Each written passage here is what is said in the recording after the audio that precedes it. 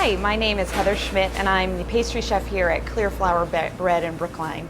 Today we're going to be making our honey almond granola with cranberries and raisins.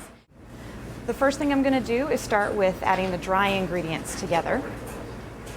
Here we have our organic rolled oats, and I'm going to add our sliced blanched almonds,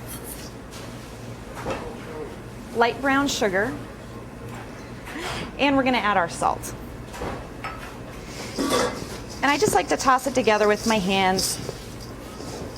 If you don't like almonds, you can use any kind of nut. This is just a guideline, and you can use chopped hazelnuts, you can use walnuts, pecans, whatever you want. We just use almonds here at the bakery.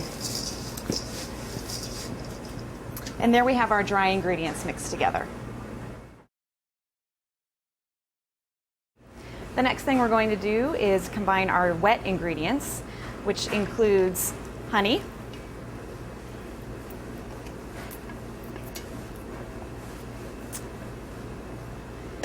and vegetable oil. You can also use canola oil, really any oil that doesn't have a very strong flavor, and pure vanilla extract. You're just going to whisk those together until it combines. It's a little sticky. It's going to be a little hard at first. Your oil is going to splash around a little bit, but once it gets combined, it comes together nicely.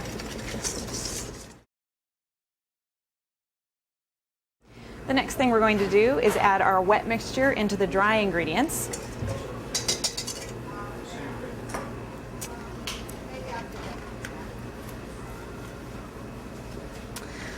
And then just mix it together. I use my hands because it's more fun, and you can sort of get it more combined a little bit easily.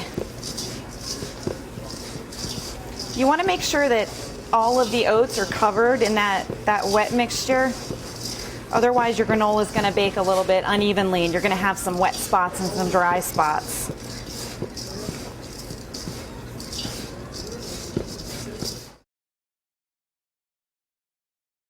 The next step is taking your granola mixture and spreading it out onto your sheet pans.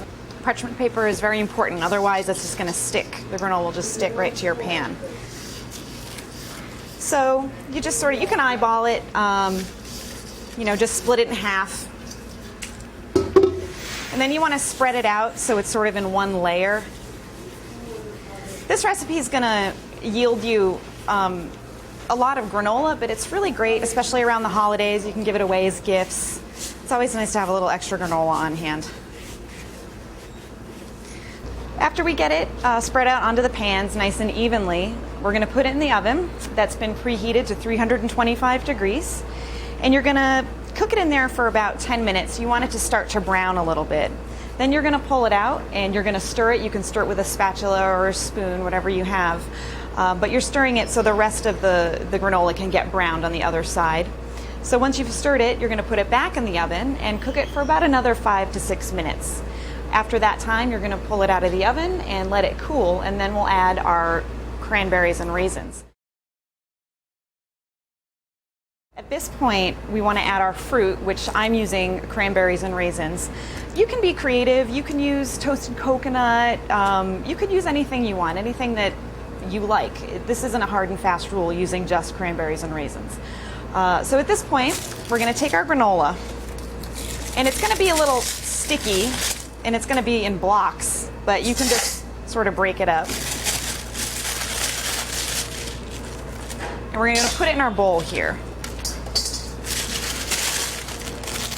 I like to use the parchment paper as a scoop.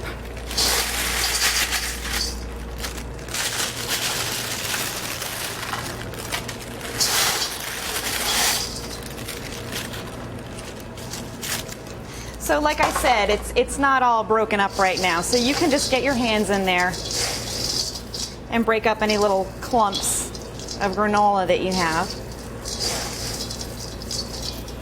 And then just toss in your dried fruit. And again, mix it with your hands. Or you can use a spoon. I like to use my hands. And that's it. Your granola is finished. Now, there are lots of things you can do with the granola. You can serve it with milk. You can eat it with yogurt. I have a friend who takes it hiking with her and throws chocolate chips in there. So you can do whatever you want with it.